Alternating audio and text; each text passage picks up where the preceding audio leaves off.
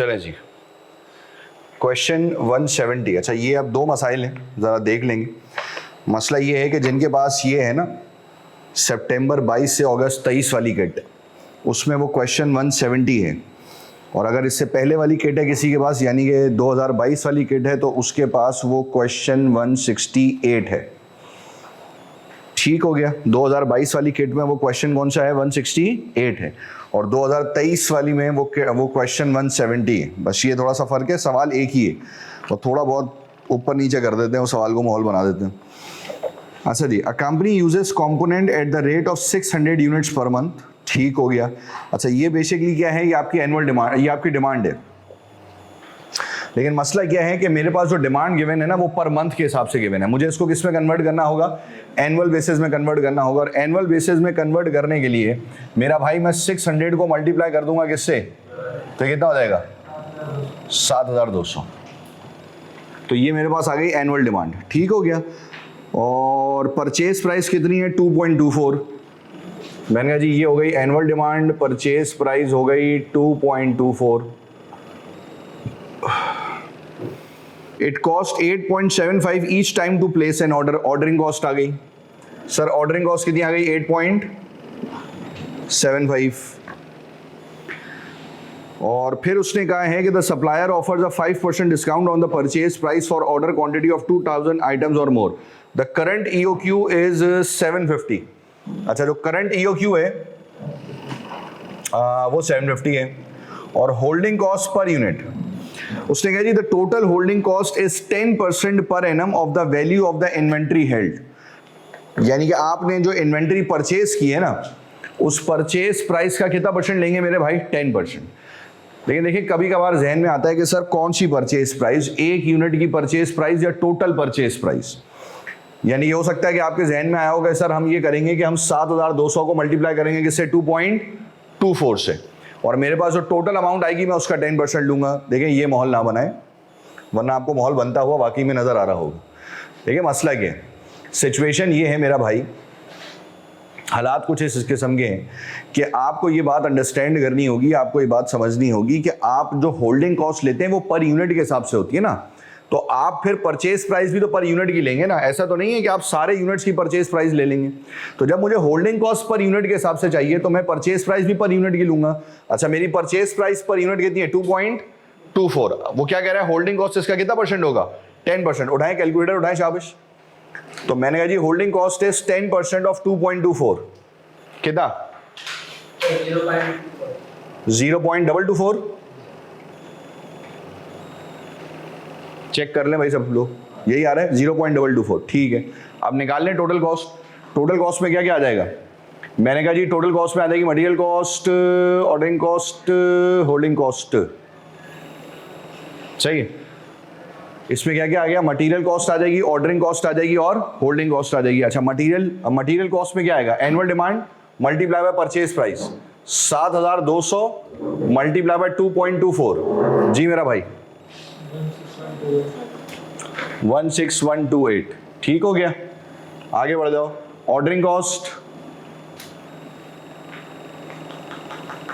Annual demand divided by EOQ। Annual demand कितनी थी? 7200 divided by EOQ is 750 multiply by 8.75। जी मेरा भाई 84। और होल्डिंग कॉस्ट कैसे आएगी? EOQ divided by 2। EOQ is 750 divide by 2 multiply bye 0.224। ये भी 84 आएगा मेरे, ऐसे ही है ना। और इन तीनों को प्लस करूंगा तो मेरे पास आ जाएगी उड़ती हुई टोटल कॉस्ट। बिल्कुल माहौल बना दे।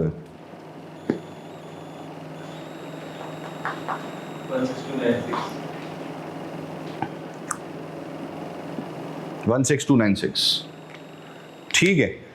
अच्छा फिर उसने क्या कहा है सवाल में देखें, उसने कहा है कि मैं आपको 5% का डिस्काउंट दूंगा। ऐसे ही है, 5% ही है। मैं आपको 5% का डिस्काउंट दूंगा अगर आप अपने करंट EOQ लेवल को, अगर आप अपने करंट EOQ लेवल को 750 से बढ़ाकर 2000 पर ले जाएं। आप अपने करंट EOQ लेवल को 750 से बढ़ाकर कितने पे ले जाए मेरे भाई? 750 से बढ़ाकर 2000 पर ले जाए। तो मैंने कहा जी ठीक है, अगर मैं इसको 2000 पे ले जाता हूं तो मुझे डिस्काउंट मिलेगा कितने % का मेरे भाई? 5% का। तो कुछ ऐसा हो जाएगा। अच्छा, ये वाली जो कैलकुलेशन है ये किसकी है? ये है बिफोर डिस्काउंट की। और ये जो अब कैलकुलेशन हम करने जा रहे हैं, this is the calculation of after discount. ठीक है ना भाई? इसमें तो कोई मसाइल नहीं है। तो मटेरियल कॉस्ट, तो मैंने कहा जी मटेरियल कॉस्ट में आ जाएगा 7200 मल्टीप्लाई बाय ये कितना है? 2.24। इस पर कितने % का डिस्काउंट मिलेगा? 5% का। 5% का डिस्काउंट मिलेगा तो इसका मतलब है कि कितना % हो जाएगा? हम इसका 95% ले लेते हैं। 2.24 का अगर मैं 95% लूंगा तो ये कितना हो जाएगा? 2.128। तो ये हो जाएगा 2.128। जी मेरा भाई कितना? 153 to 1.6। ठीक हो गया। फिर हमारे पास क्या आ जाएगा मेरे भाई? मैंने कहा जी हमारे पास आ जाएगी ऑर्डरिंग कॉस्ट। अच्छा, ऑर्डरिंग कॉस्ट में annual demand 7200 divided by EOQ that is 2000 multiply by ordering cost 8.75 कितना आया?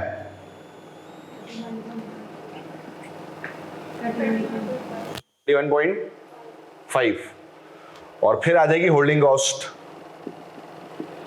होल्डिंग कॉस्ट कितनी? EOQ डिवाइडेड बाय 2 यानी कि 2000 divided by 2 multiply by holding cost per unit per annum. और कल वाली क्लास में मैंने आपको एक कहानी बताई थी कि भाई जितने % से आपकी मटेरियल की प्राइस डिक्रीज होगी ना, उतने % से ही कंपलसरी क्या कम होगा मेरे भाई? उतने ही % से कंपलसरी आपकी होल्डिंग कॉस्ट भी कम होगी। यानी कि डिस्काउंट की परसेंटेज इन शॉर्ट दो चीजों पर अप्लाई होगी। डिस्काउंट की परसेंटेज इन शॉर्ट दो चीजों पर अप्लाई होगी। और वो दो चीजें क्या क्या है मेरे भाई? वो दो चीजें हैं आपकी होल्डिंग कॉस्ट, मतलब आपकी मटेरियल कॉस्ट, परचेज प्राइस और होल्डिंग कॉस्ट पर यूनिट। और उसकी वैल्यू क्यों कम होगी उसका पूरा कॉन्सेप्ट और उसकी लॉजिक मैं आपको लास्ट क्लास में समझाकर आया हूं। कल वाली क्लास में मैंने उसकी पूरी लॉजिक समझाई थी कि भाई अगर परचेज प्राइस रिड्यूस होती है तो उसकी वजह से ऑटोमेटिकली जो उसकी इंश्योरेंस की कॉस्ट है वो भी कम हो जाएगी। जब इंश्योरेंस की कॉस्ट कम होगी तो अल्टीमेटली उसकी जो होल्डिंग कॉस्ट होगी वो क्या हो जाएगी? रिड्यूस हो जाएगी, कम हो जाएगी। तो मुझे बताओ होल्डिंग कॉस्ट कितनी हो जाएगी अब? 0.2128 212.8 प्लस करूंगा तो आ जाएगी टोटल कॉस्ट। डिफरेंस ले लेंगे तो आंसर आ जाएगा। जी बेटन, बीपी वाला सवाल हुआ? क्या सवाल था जरा देखिए, कौन सा था?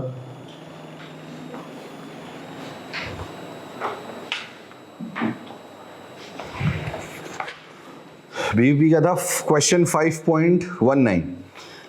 अच्छा, इन्होंने क्या मांगा है? इन्होंने आपसे टोटल कॉस्ट मांगी है आफ्टर डिस्काउंट की, बस। सही ना? क्वेश्चन की जो रिक्वायरमेंट है that is to calculate the total cost after discount. सारी चीजें आपके पास गिवन है, बस आपने करना ये है कि इस बार बिफोर डिस्काउंट की वर्किंग नहीं होगी। सही ना? उस सवाल के अंदर बिफोर डिस्काउंट की वर्किंग नहीं होगी। उस सवाल के अंदर जो वर्किंग होगी वो डायरेक्टली किसकी होगी? After discount. और ये बात मैंने आपको अगेन कल वाली क्लास के एंड पे बताई थी कि भाई पहले आप सवाल को पढ़कर तसल्ली से ये चेक कर लीजिएगा कि आपको कैलकुलेट क्या करना है। आप सवाल को पढ़कर तसल्ली से ये चेक कर लीजिएगा कि आपको सवाल में कैलकुलेट क्या करना है। जो सवाल में आपको कैलकुलेट करना होगा ना, फिर उसके हिसाब से आप कैलकुलेशन कीजिएगा। ये जरूरी नहीं है कि वो हर दफा दोनों का डिफरेंस पूछेगा, बट ठीक है, पिछले कुछ सवालों में उसने इन दोनों का क्या पूछा था? डिफरेंस, बिफोर डिस्काउंट और आफ्टर डिस्काउंट के दरमियान का डिफरेंस पूछा था। लेकिन हर सवाल में वो यही पूछेगा, ये कंपलसरी नहीं है। तो आपको ये थोड़ा सा चेक करना होगा कि भाई सवाल की रिक्वायरमेंट क्या है, सवाल आपसे क्या कह रहा है, ताकि आप उसके हिसाब से आंसर कर सकते हो। इधर उधर की कहानियां घुमाएंगे तो माहौल बनता हुआ आपको नजर आएगा बाकायदा तौर पर।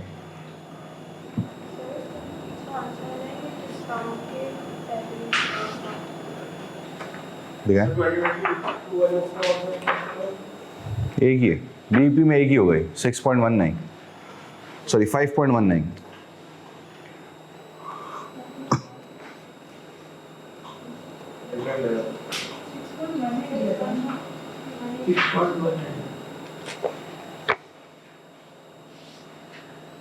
बिल्कुल सही कह रहे हैं आप लोग। 6.18 है, वो 2000 आपकी किट में कौन सा है, 2023 है, ठीक है। 2023 वाली किट में वो 6.18 है और 2022 वाली किट में वो अगेंस्ट 5.19 है। चेक कर लें आप, अपनी किट का वर्जन चेक कर लें, उसके हिसाब से सवाल देख लें। अब ये पूरा सेशन यही पढ़ा रहेगा।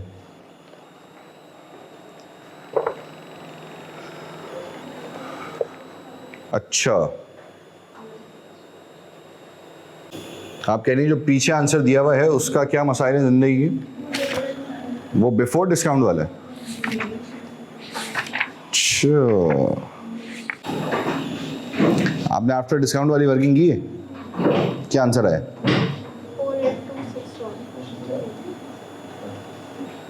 इसका आंसर है क्या? कुछ ना कुछ तो होगा।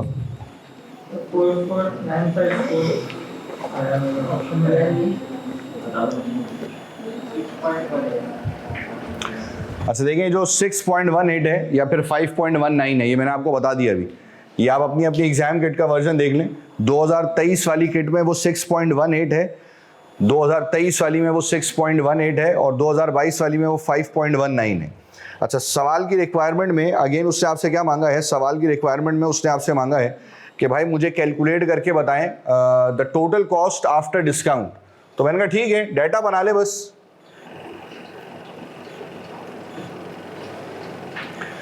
एनुअल डिमांड कितनी है? 1800। एग्रीड। परचेज प्राइस कितनी है? साल में देखें भाई, परचेज प्राइस कितनी है? 25। अच्छा, ये ओरिजिनल है, लेकिन हमें तो आफ्टर डिस्काउंट की वर्किंग करनी है। डिस्काउंट कितना परसेंट है? 2%। तो मैं इस 25 का ले लूंगा 98%। कितना होगा? 24.5। ऑर्डरिंग कॉस्ट कितनी है? 32। EOQ क्या कह रहा है, कितने पे ले जाओ? 300 पे। उसने कहा EOQ 300 होगा तो पुत्र मैं डिस्काउंट दूंगा ना। और फिर होल्डिंग कॉस्ट, होल्डिंग कॉस्ट कितनी है? 10% ऑफ, क्या लिखा है? अच्छा 4.50 है, वैल्यू गिवन, ठीक है। 4.50 है और holding cost per unit per annum, लेकिन इस पर भी डिस्काउंट लगेगा और इस पर डिस्काउंट कितना परसेंट लगेगा? अगेन 2%। तो मैं इसका 98% ले लूंगा, 4.41। ठीक हो गया। अब फॉर्मूले में लगा दें। मटेरियल कॉस्ट 1800 इंटू 24.5, 44,100, ऐसे ही है। प्लस क्या करूंगा इसमें? Ordering cost, annual demand 1800 divided by EOQ multiply by ordering cost is 32। अच्छा, और फिर उसके बाद क्या है? Holding cost, holding cost is EOQ divided by 2। EOQ is 300, 300 divided by 2 into 4.41,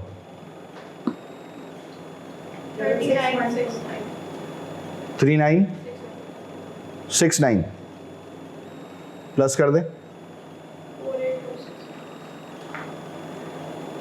यहां पर कुछ गड़बड़ है। 300 डिवाइडेड बाय 2, ये 150 होगा, मल्टीप्लाई बाय 4.41 करेगा तो 4000 कैसे आ जाएगा? कितना आएगा? कितना है? 662। प्लस कर दे, आंसर आ जाएगा। क्या ऑप्शन है? बी। ऐसे ही है, ठीक। क्या है? नहीं, पंखा नहीं चलाता भाई मैं, जोर से बोलना पड़ जाता है।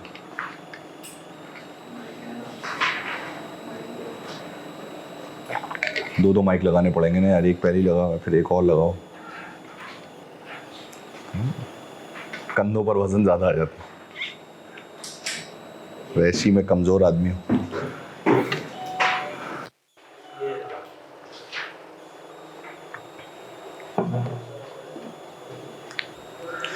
यार ये वाला AC चला दे।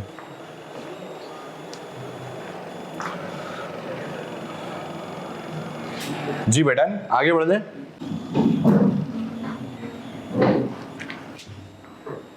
चलें जी। अच्छा देखिए EOQ का कॉन्सेप्ट हम पढ़कर आए हुए थे और EOQ के अंदर हमने क्या पढ़ लिया था कि भाई EOQ हम कैलकुलेट मतलब EOQ हमें कैलकुलेट करके बताता है कि एक ऑर्डर में कितने यूनिट्स खरीदना आपके लिए ज़्यादा फाइनेंशियली बेनिफिशियल है। सही ना, एक ऑर्डर में कितने यूनिट्स खरीदना आपके लिए ज़्यादा फाइनेंशियली बेनिफिशियल है, ये आपको EOQ बताता है। और उसका सिंपल फार्मूला अप्लाई होता था 2COD मतलब रूट के अंदर 2COD डिवाइडेड बाय CH। उसकी वर्किंग हमने पढ़ ली थी, उसके सवाल हमने कर लिए थे, कुछ किट के सवाल हमने कर लिए थे। अच्छा अब एक आध सवाल जो कि कुछ रिवर्स वर्किंग का आ जाता है, लाइक फॉर एग्जांपल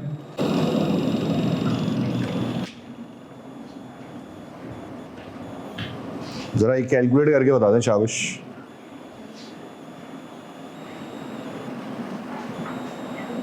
चले जी देखिए सिंपल उसी फॉर्मूले से सॉल्व हो जाएगा, बस चीज़ें उठाकर थोड़ा सा आपको आगे पीछे फेंकनी पड़ेगी। जैसे कि EOQ का फॉर्मूला क्या होता है, EOQ का फॉर्मूला है 2COD डिवाइडेड बाय CH। तो मैंने कहा जी अगर मैं यहाँ पर EOQ का फॉर्मूला अप्लाई करता हूँ तो वो फॉर्मूला कुछ यूँ अप्लाई हो जाएगा, EOQ is 2COD divided by CH। तो EOQ कितना है 8500 इज इक्वल्स टू 2CO नहीं है, D कितना है मेरे भाई 1,20,000, CO नहीं है तो CH है 3.75। बस सिंपल है, एक तरीके का तो इसका वही है स्क्वायरिंग बोथ साइड। अब स्क्वायरिंग बोथ साइड के अलावा मैंने कहा कि अगर आप इसको सिंपल तरीके से सॉल्व करना चाहें तो देखें ये इक्वेशन यहाँ पर सॉल्व नहीं हो सकती। जब ये इक्वेशन यहाँ पर सॉल्व नहीं हो सकती तो हम बिस्मिल्लाह पढ़कर ये चीज़ें एक एक करके दूसरी तरफ फेंकना शुरू करेंगे। जब हम चीज़ें दूसरी तरफ फेंकना शुरू करेंगे तो आपको माहौल बनना नज़र आता शुरू हो जाएगा। देखिए ये रूट है, जब मैं इसको दूसरी तरफ फेंकूंगा तो ये दूसरी तरफ जाकर क्या हो जाएगा स्क्वायर। तो ये हो जाएगा 8500 square is equals to 2 multiply by 120 is 240,000 multiply by question mark divided by 3.75। जरा 8500 का स्क्वायर बताएं। 7225000 ऐसे ही है is equals to 240,000 multiply by question mark divided by 3.75। Simple सी कहानी है, 3.75 यहाँ पर डिवाइड हो रहा है, दूसरी तरफ जाकर क्या हो जाएगा मल्टीप्लाई हो जाएगा।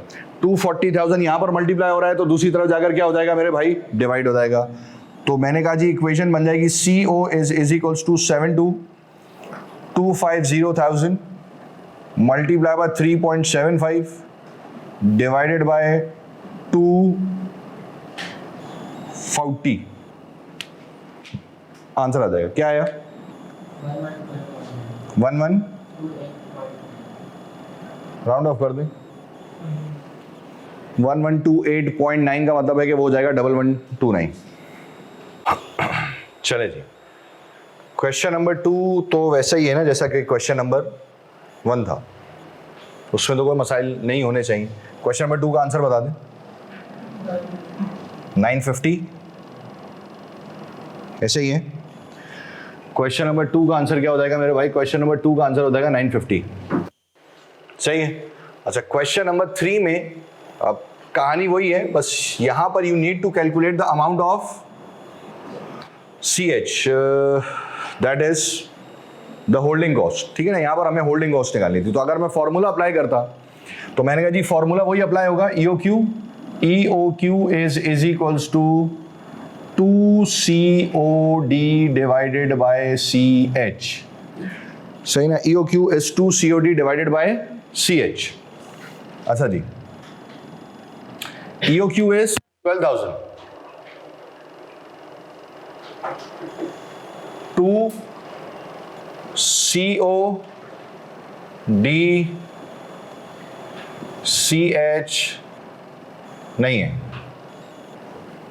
ठीक है, वही वाली कहानी है। ये इक्वेशन यहां पर सॉल्व नहीं हो सकती तो ये रूट दूसरी तरफ जाएगा और दूसरी तरफ जाकर ये क्या हो जाएगा मेरे भाई स्क्वायर।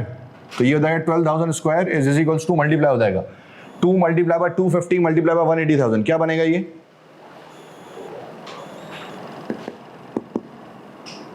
क्या अमाउंट आएगी? 9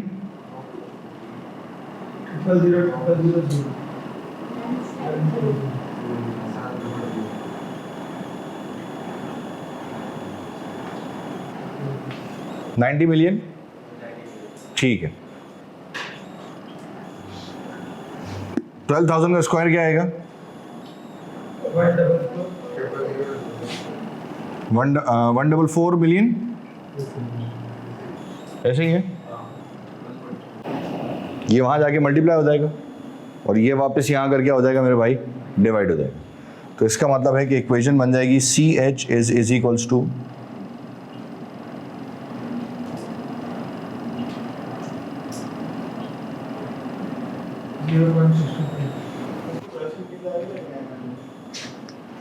सॉरी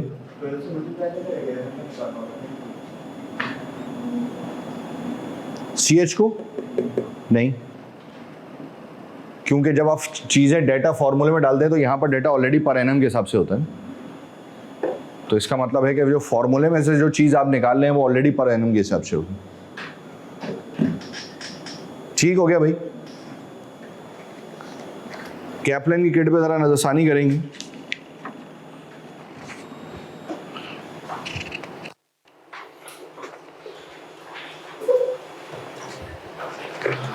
और जिनके पास 2023 वाली किट है वो कर लेंगे क्वेश्चन 165। 2023 वाली जिसके पास किट है वो कर लेंगे क्वेश्चन 165। और जिनके पास 2022 वाली किट है वो कर लेंगे क्वेश्चन 163। चले जी, उस क्वेश्चन के बाद आ जाए towards the concept of economic batch quantity, that is EBQ।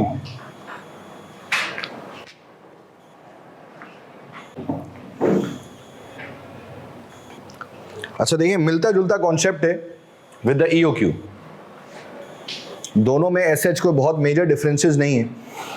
EOQ में हमने क्या पढ़ा था इकोनॉमिक ऑर्डर क्वांटिटी में कि भाई एक ऑर्डर में कितने यूनिट्स परचेज करना हमारे लिए फाइनेंशियली बेनिफिशियल है।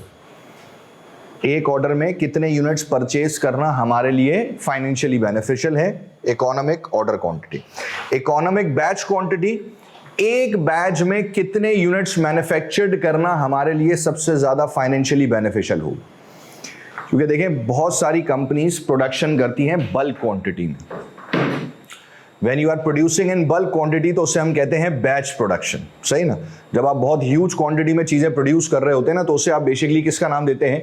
उसे आप बैच प्रोडक्शन का नाम देते हैं। क्योंकि देखिए ये तकरीबन हर मुल्क में आपको शायद नज़र आएगा और ये सिटी वाइज प्रोडक्शन होती है। देखिए शायद आपको ये बैच प्रोडक्शन बहुत ज़्यादा नज़र आती है इन फार्मास्यूटिकल कंपनी, सही ना। फार्मा कंपनीज के अंदर ये चीज़ नज़र आती है। और दूसरी चीज़ आपको नज़र आएगी ये क्लोथिंग इंडस्ट्री के अंदर। देखिए आप इस चीज़ को समझें, जब कोई भी क्लोथिंग इंडस्ट्री, इस वक्त जितने भी ब्रांड्स हैं जो कि अपनी प्रोडक्शन कर रहे हैं, सर जब ये अपना विंटर कलेक्शन निकालेंगे ना तो इनका विंटर कलेक्शन पंजाब का और कराची का अलग अलग होगा। आप इस बात को समझें, कपड़े का मटेरियल, बाकी सारी चीज़ें डिफरेंट होंगी।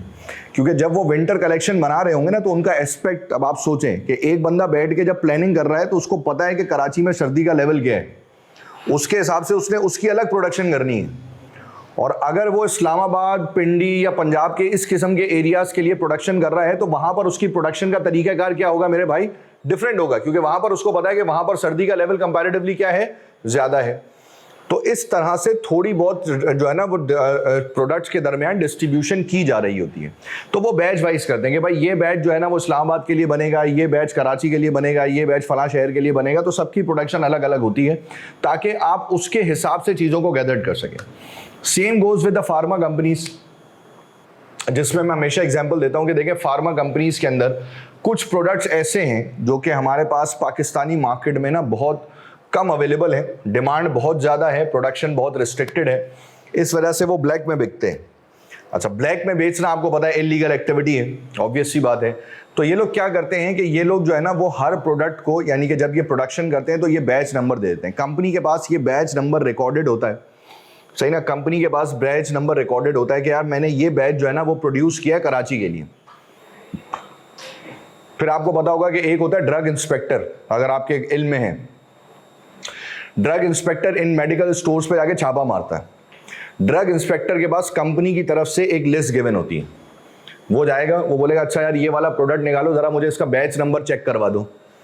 तो वो प्रोडक्ट निकालेगा, उसका बैच नंबर देखेगा और अपने पास बैच नंबर देखेगा कि जो कराची के लिए प्रोडक्शन हुई है इसके पास वही बैच नंबर का प्रोडक्ट है ना। ऐसा ना हो कि जो प्रोडक्ट हैदराबाद के लिए बन रहा था वो अब कराची में बिक रहा है। ऐसे कई प्रोडक्ट्स होते हैं जिसकी ब्लैक मार्केटिंग होती है, और जिसमें मैं हमेशा एक एग्जांपल देता हूं। One of the key product is जेनिक्स। सही ना, फाइजर का प्रोडक्ट है, ठीक है। फाइजर कंपनी, अब आपको पता है, जिसने अभी ये कोविड की वैक्सीनेशन भी बनाई थी, और सबसे ज़्यादा जो पॉपुलर कोविड की वैक्सीनेशन थी वो बेसिकली फाइजर की थी, ठीक है ना। फाइजर की बेसिकली एक और ये प्रोडक्ट है जेनिक्स। अगर आपके घर में कोई बुजुर्ग है और उनको नींद वगैरह का मसला है तो आप इस गोली से आशना होंगे, ठीक है ना। जेनिक्स बेसिकली नींद की गोली, डिफरेंट चीज़ों में यूज़ होती है, नींद में भी यूज़ हो रही है, आपने झूमना है उसने के लिए, उसके लिए भी यूज़ हो रही है, ठीक है। ये इन सब चीज़ों के लिए इस्तेमाल की जा रही है। तो पर्टिकुलरली ये जो है ना मार्केट में हमेशा शॉर्ट होती है। आप अगर आप किसी भी मेडिकल स्टोर पे चले जाए ना इस वक्त, अगर आप कराची के किसी भी मेडिकल स्टोर पे जाए और उसको बोले मुझे जेनिक्स दे दे, तो आपको बोलेगा नहीं। अब ये आपको मिलेगी किसी जान पहचान के बंदे से, और ये आपको मिलेगी तकरीबन 500-700 प्लस अमाउंट पर। यानी कि अगर कंपनी की अमाउंट फॉर एग्जांपल पर पैकेट 800 है तो ये आपको मार्केट में मिलेगी 4000 की, 4500 की, 5000 की, 6000 की, डिपेंडिंग। तो उस चीज़ को रोकने के लिए ना ये लोग बैच वाइज प्रोडक्शन करते हैं। अब एक बैच में कितने यूनिट्स प्रोड्यूस करने हैं ना, ये हमें कौन कैलकुलेट करके बताता है? ये हमें कैलकुलेट करके बताता है EBQ, इकोनॉमिक बैच क्वांटिटी, के एक बैच में कितने यूनिट्स प्रोड्यूस करना आपके लिए फाइनेंशियली बेनिफिशियल है।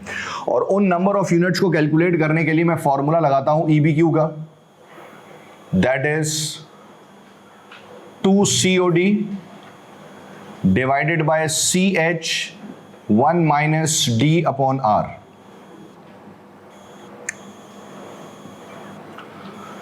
To COD divided by CH 1 minus D upon R। ये बेसिकली आपका क्या आ जाएगा मेरे भाई? ये आपके पास आ जाएगा EBQ कैलकुलेट करके। D is your annual demand, CO is the setup cost, CH is holding cost,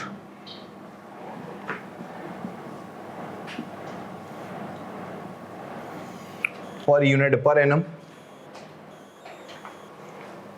और R is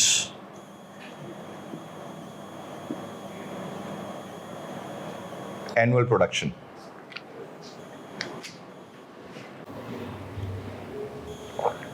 ठीक हो गया भाई? तो EBQ is 2COD divided by CH 1 minus D upon R। मैंने आपको बता दिया कि D is your annual demand, CO is your setup cost.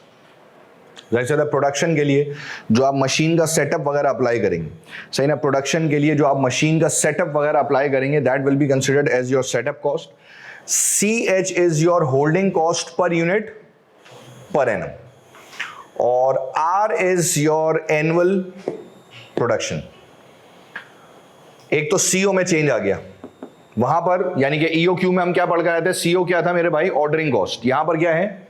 Setup cost, ठीक है ना, क्योंकि वहां पर आप चीजें मंगवा रहे थे तो इसलिए ऑर्डरिंग कॉस्ट थी ना। यहां पर आप चीजें बना रहे हैं तो यहां पर जो चीजें बनाने का जो सेटअप लगाना है आपने, that will be your CO, setup cost. और फिर एक चीज यहां पर एडिशनल है, दैट इज R, और वो क्या है मेरे भाई? वो है आपकी annual production. R is your annual production. Again EOQ की तरह का सवाल है, आपके पास डाटा गिवन होगा, आपने सिर्फ डाटा में से अपनी काम की चीज़ें बाहर निकालनी है फॉर्मेट में, यानी कि फॉर्मूले में अप्लाई करेंगे और आंसर कैलकुलेट हो जाएगा।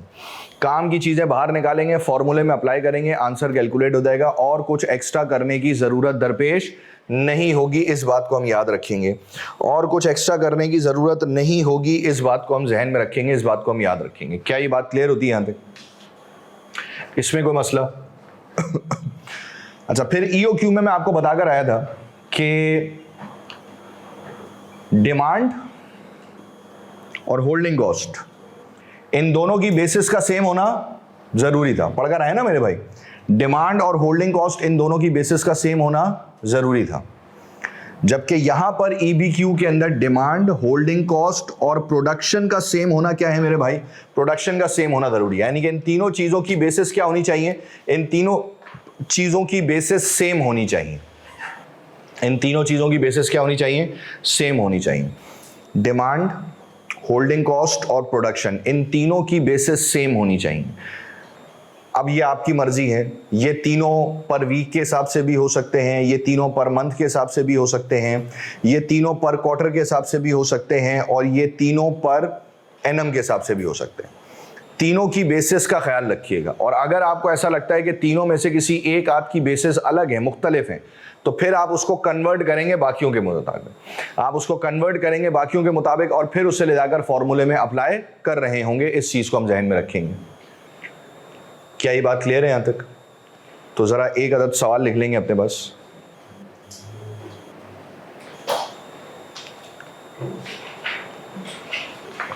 Annual demand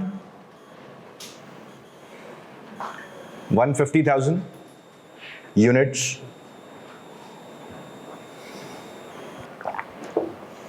annual demand 150,000 units, annual production 180,000 units,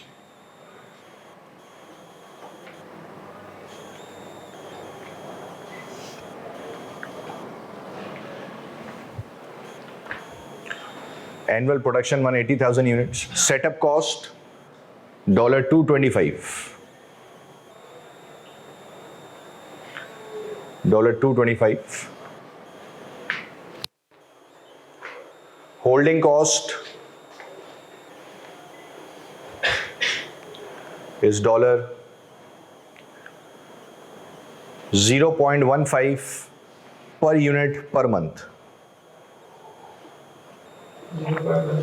0.15 per unit per month.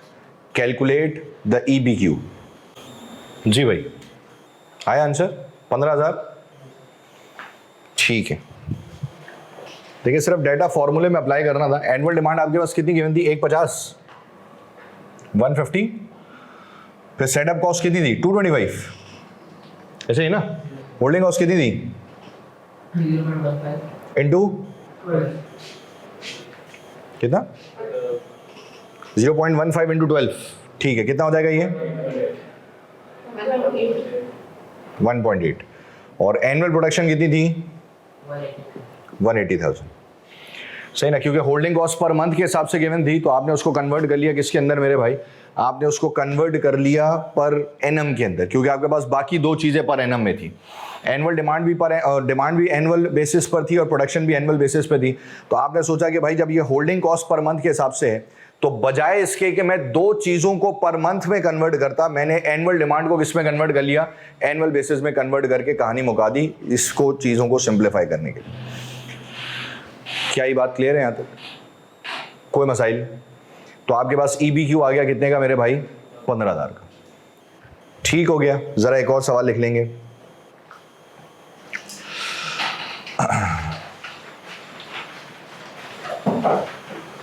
Annual demand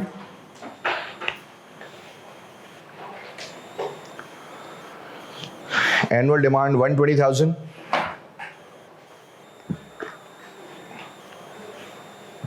annual production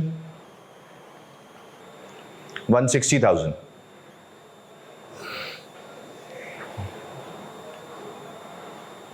EBQ 11,000, holding cost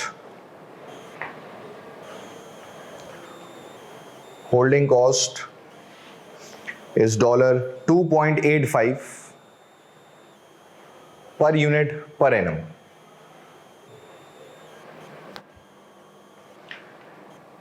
Calculate the setup cost.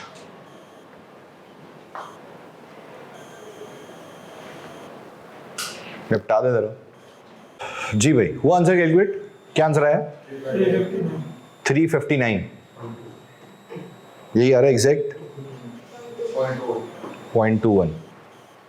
ठीक है, इसको राउंड ऑफ करेंगे तो 359 ही हो जाएगा। चेक कर लें भाई, सबका आ रहा है 359 आंसर।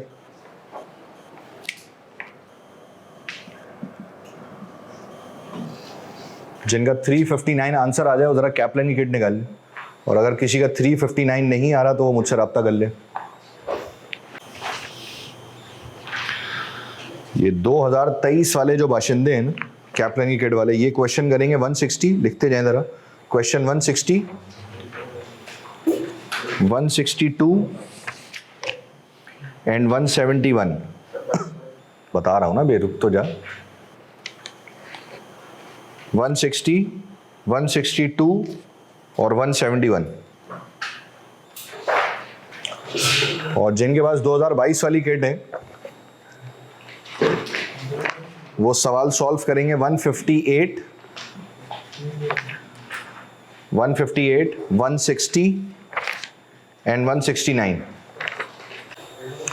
होगा भी तीनों सवाल?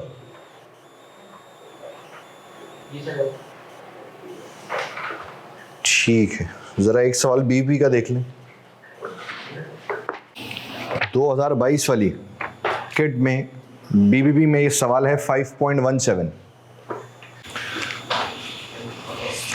और 2023 वाली में ये सवाल है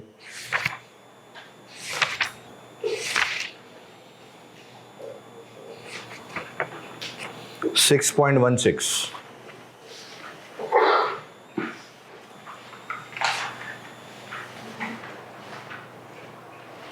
सही भाई।